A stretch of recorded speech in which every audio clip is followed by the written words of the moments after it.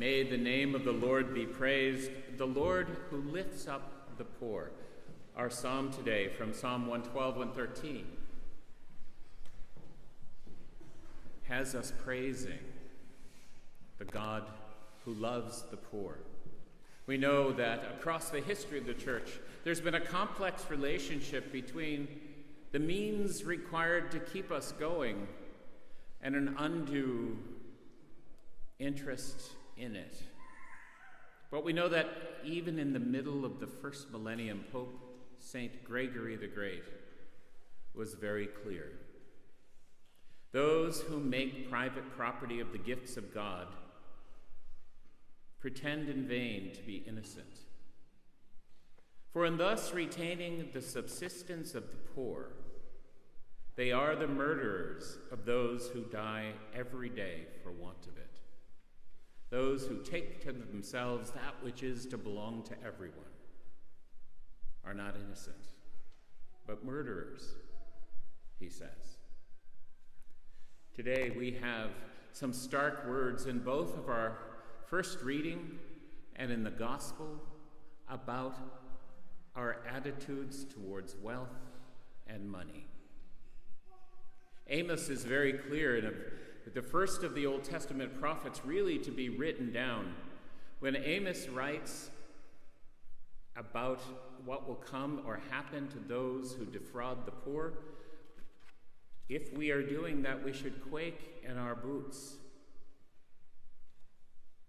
The Lord will never forget a single thing you have done to the poor. In it, Amos has been decrying their swindling and their tampering with the scales, their efforts to buy up the poor so that they can have more things. And God, through the prophet Amos, is saying to all of us, we have to look at our relationship with the things around us, with the stuff we find important, and come to some realization of what is truly important. And Amos, in the name of the Lord, decries those who defraud the poor. Jesus seems to be saying something very different. In this gospel we hear that is often called the hardest one to interpret, but in fact it really isn't.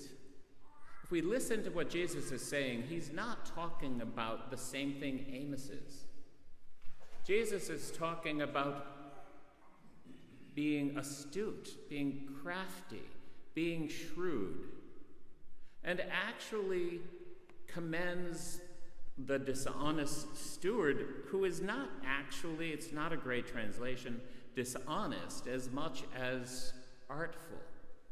He doesn't really go beyond what is within the scope of his position to do, which is to make arrangements with his master's debtors.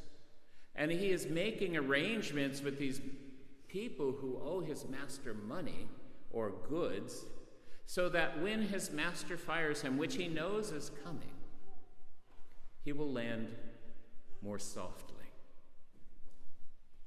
The master commends him for his astuteness, for his craftiness, for his willingness to take the things of this earth so that they could be used to help those in need, in this case, the servant. But as Jesus goes on, he's talking about something different.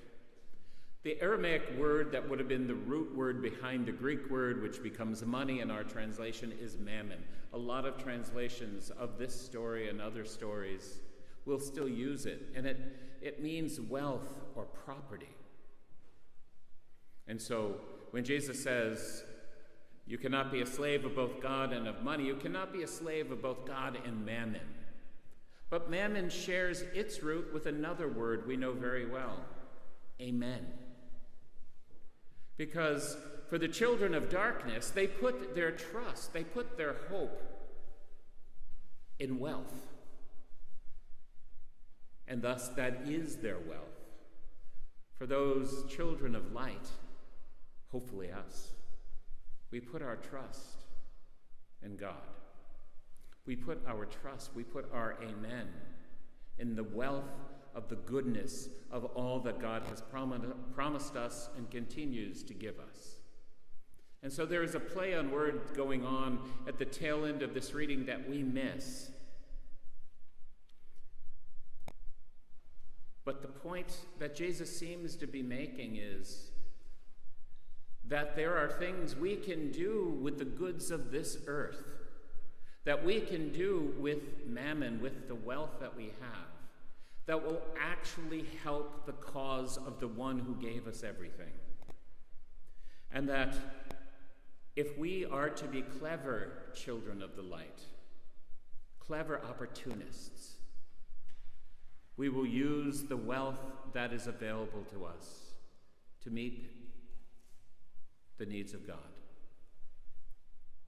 to feed the hungry, clothe the naked, lend, and ask nothing in return. The cleverest of the children of light use what is at our disposal to make the world, the earth itself, a better place, a more productive place, a more kind society. A church that recognizes and helps to meet the needs of the most vulnerable among us. We know that every year at this time, the church asks us to donate to the Cross Care Appeal, the diocese tool for reaching out to the poor and the needy in our midst. Today, our second collection, the Red Bag, is taken up for Cross Care, not our usual share collection. Archbishop Farrell writes us all today, "Dear parishioners, this weekend the annual church collection for Cross Care will replace the share collection at all Masses. Inspired by their values of love, respect, and excellence, Cross Care works with those most in need in our communities, families with children, individuals trapped in homeless services amidst a housing crisis, and families struggling to provide enough nutritious food as the cost of living spirals.